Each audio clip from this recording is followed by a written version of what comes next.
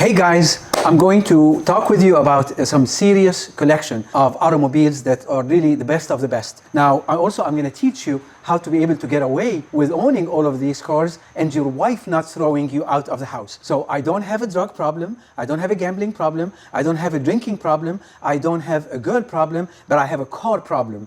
And this is what my problem is. Today we're going to talk about the AMG Mercedes collection that I have, and we're going to talk specifically, we're going to concentrate on this insane GT Black Series that I just took delivery of it the day before yesterday. There is 370 build of these cars. This car is pushing 720 horsepower, 590 torque pounds. It is a racing car. It's a track car that has headlights and got some windshields on it and some windshield wipers and beautiful paint job. Mercedes started building the true supercar series began with the McLaren SLR. Those came out in 2006 and they maintained being the fastest car on the road with the exception of the Porsche GT until they came up with the SLS series, which was the superseding car, the predecessor of the McLaren. So from the SLS, they did not build any supercars. And I've had many Mercedes. I've got Maybach 650, I have the G-Wagon 65s, but they never truly built a supercar until they decided to build the GT Black Series. I have the GT R and the GTR Pro, but nothing competes with this car. So today what I'm gonna do is I'm gonna take the car outside, and I'm going to let you look at the car, see it, and show you all the insane things about this car. And we're going to talk about, actually, guys, let me show you how you can convince your wife that you sold some cars and that's why you can buy more. Because the deal with my wife is simple. She said you can own any car that you want, but if you want one, you have to sell one. So let me show you how I sell them. Follow me. And by the way, guys, I know that you're looking at my Puma shoes and you're seeing Ferrari. I'm not a Ferrari guy, I'm a Lamborghini guy. I'm not a Porsche guy, I'm an AMG guy. But let me show you the secret to being able to tell your wife that you only have so many cars. You buy yourself a trailer, a big trailer, or a few of them, and you hide cars in them. And then when your wife says, did you get another car? You say, yes, but I got rid of one. You don't lie. You don't say, I sold it. You say, I got rid of it. Because you get rid of it out of the garage, but you hide it somewhere that your wife wouldn't know where it is. So I'm going to go ahead and start this beast. And I'm going to take it out around the front, and I'm going to show you some of the amazing features of that car. So, as I said, they only built 370 out of these cars, and interestingly enough, Mercedes decided that they were going to put what I consider an extremely reasonable cost of building a car of this caliber, and it was in the 340 to 360,000 as the base price. Now, if you wanted the Sunbeam Orange, you were going to pay a little bit more, and if you want some other of the options, you're going to pay more. The interesting part is that the dealers are getting the same exact amount as the cost of the car as a premium to be able to sell you the car. So when you go and look for these cars, you'll find them that they're ranging anywhere from $700,000 to almost $950,000. Some of them are asking that crazy money. Unfortunately, I'm one of those people that had to have it, so I had to pay what the market could bear for it. But I'm going to show you now the beautiful car. If you come and look at this car, you look at everything in here is carbon fiber. The entire panel of the car is carbon fiber. You've got the quad exhausts, and as I said, the car is pushing 720 horsepower. Child's play. That's nothing. So this car, just like all of my AMGs, is going to Rentec. And by the time that it comes back, it's going to be pushing 1,092 horsepower. So it's going to be a car on absolute steroids. And then we'll come over here and I'm going to show you this insane wing, this insane, absolute insanity. This entire wing, when you're driving the car, it's all loaded, so its spring force is down, and then this lifts up, and I'm going to show you how it comes up in a minute, and it pushes the force pushes the back of the car down to be able to grab the G-force on the car on the ground. So let's walk around the car.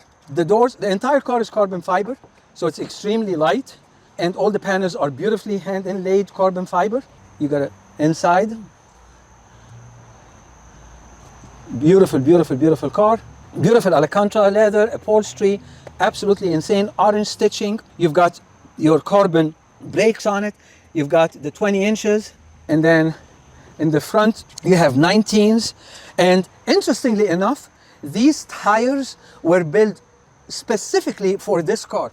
So Mercedes doesn't put them on any other car, and Michelin doesn't put them on any other car except this car. They made these tires specifically for this car. When you're going 220 miles an hour or 210 miles an hour on a track, you definitely need a very special tire. So, and then if you come in and look over here, this entire air scooping system, this is all inlaid carbon fiber. And all of these fins, the shark fins, I don't know if they call the car, I think they refer to it as the Batmobile. To me, really, it's more of a shark. It looks more like a Mako or a macro shark. I mean, if I see this thing coming behind me in black in a time like this where the sun is setting, I think that I'm going to be run over by a shark. I get out of the way. But if you see it coming in orange, don't even get on the road. You have no chance.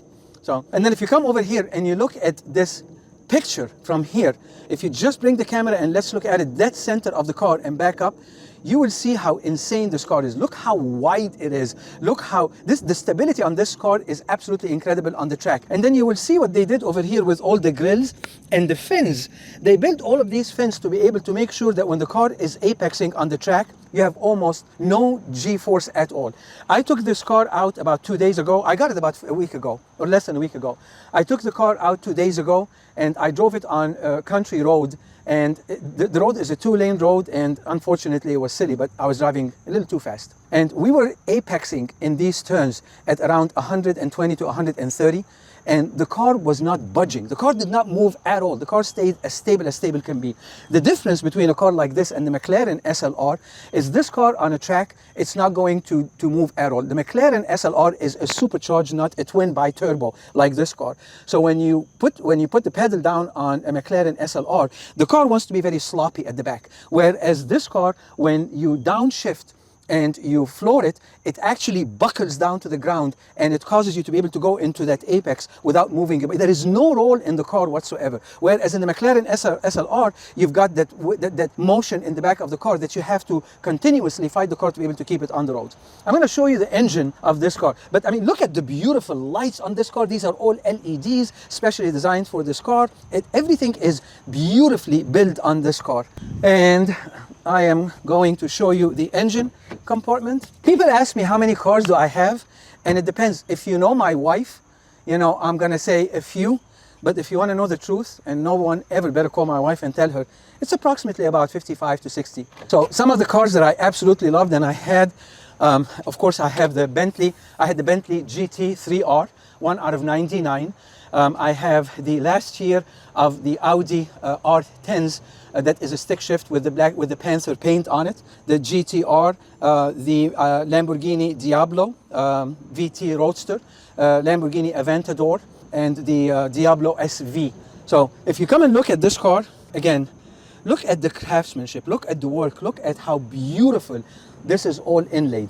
And really, when people look at the car, they don't realize that the entire firing pattern on the engine on this car was changed. So the firing pattern is like no other car that Mercedes built to be able to get the maximum power out of the car. But if you look at the footprint of the engine, it is extremely small compared to the other big V12s, you know, that the bonnet extends from here all the way till Iowa and back. So that's what I love about this car. And I'm a guy that likes big cars. I like long hoods, and I like very wide cars. Even though this one is not as long as any of my other cars, like the Bentley GT3R, it feels like it is. And the reason that it does is when you're sitting inside the car, you really don't see past almost the 2/3 of the hood. So that entire nose is slanted down that you don't see it. And I'm going to be able to go in and sit in the car and show you what I see in the car. For me, I was not going to buy the car if it was any color except orange, the Sunbeam orange. And they are bringing an absolute premium because of that color. I'm not an orange color guy, but in this car, it fits it absolutely beautiful. Okay, so if you look at the inside of the car, I'm going to go ahead and start the car. So the entire dashboard has changed technology-wise from the GT. And I had the GTS, and then I have the GTR, and I had the GT Pro. From a layout design, it looks very similar, but from a technology point of view, it's extremely different. So if you look at the entire dashboard, the dashboard is extremely different with multiple different, hold on, I'm trying to learn the car, guys. So, okay, this controls here. So this one controls reset values. No, we're not gonna reset the values. So let's go through these. So over here, you have your driving system either on comfort, or you can go in sport, you can go into sport plus, or you can go into track mode. In track mode, you have to use your pedals, which is the racing mode. And then over here, you've got your manual. So I can put it in racing mode, manual, pro, or powerful. Let's do it back again. So I can go into manual, or I can go into pro mode, or I can go into comfort, or I can go into powerful mode. And then over here, that's your suspension. So on the suspension, I can change the dampening of my suspension. This is my favorite button, but this is the most dangerous button. I love taking my ESP system off, so this way I can get the car to fishtail all I want. And then of course you've got your traction control. So you've got your track control when you're on the racetrack, then you can control it to be able to make sure that the car apexes the way that you want to apex. Over here, this is basically your radio function. The pad in the other cars, it used to be a knob, and you would turn the knob left and right to be able to move through the screen. Over here, it's just a touch screen, you know, as you see. I don't particularly like it. I prefer the older model where you had the knob. And then over here, this is your, this is where the car, if you put it on, then the car will shut down to be able to conserve energy. Like anyone really wants to conserve energy driving this car. If you have to ask me how many miles do I get per gallon of gas, you can't afford the car. But I'll let you have a ride with me if you don't tell my wife. All right, okay. Over here, this controls the wing in the back, and I will set it up as soon as Ryan gets out there. And then this is of course your exhaust, to be able to open up the baffles on the exhaust, to be able to make the car sound mean, you know, or docile. So there is nothing docile about this car, but it still has a very mean streak to it. The nice thing that I like about these cars is that they did not put a sunroof or a moonroof that would have cheapened the car, and it would have made the car flex and bow when you are on the racetrack. Of course, over here, you can get to control. The beautiful part about this car is the amount of cameras that it has. So this is the front, this is actually the low front, this is the narrower front, this is the back narrow, and then this is the back wide. So I have all kinds of different angles that I can check on. And I don't know what this little icon is, but I don't know what this is. What is this, Ryan? Is that a little car? That's your car, yeah. Oh, that's my car? Okay. Well, oh yeah, it is. Yeah. Well, it's not orange. I got to call. Yeah, I got to call Mercedes and find out if they can make this icon orange or not. They cheated me. They cheated me. Anyway, so this is really the car, and then I'm going to go ahead and get Ryan to go in and take a picture or a video of the wing opening and closing, and then I'm going to come and open up the trunk and show you something really neat in terms of what they did to be able to make sure that the car doesn't bow when you're doing about 120 to 130 miles an hour or above that. So go ahead, Ryan, and let's take a look at the wing.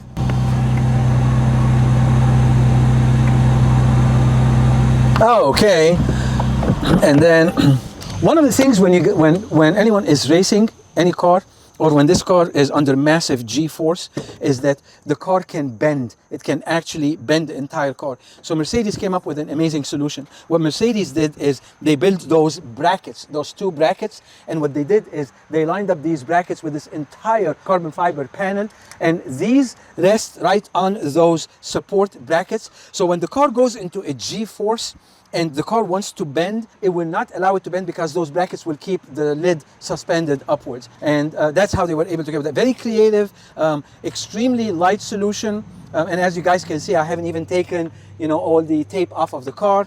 You know, that's because my wife was in the house and I couldn't spend any time in the garage. She got mad at me when she found out that I got it, you know. But here's what I told her. I told her it belongs to my daughter's boyfriend. I'm not sure if she believed me. Did she believe me, Ryan? I don't think so. You don't think she believed me? Anyway. Okay, so this is really the GT Black Series, very limited edition, extremely, and you never do this, you're supposed to grab it from here. Mercedes is very particular about when you go take delivery of the car, is to teach you how to close the trunk and the doors. So you're never supposed to hold it here, you're supposed to hold it here, and then you're supposed to bring it down and bring it down hard. Same thing with the doors.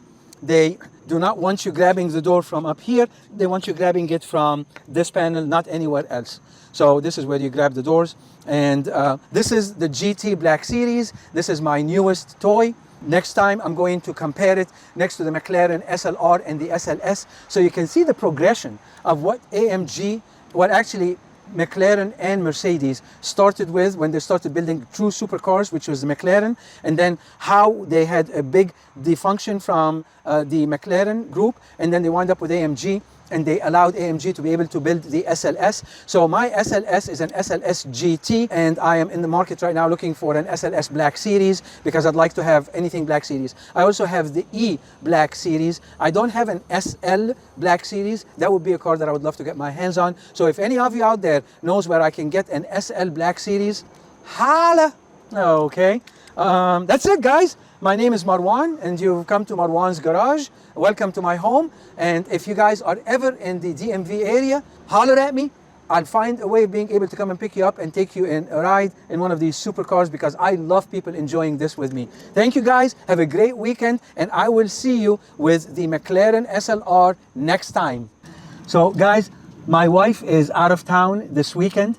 So I'm gonna take the car off of ESP and I'm gonna see how many black marks we can leave on this beautiful pad and blame the neighbors for it. So I'm not gonna do that, but I'm gonna do it on the black road. Okay, so I will see you in a minute.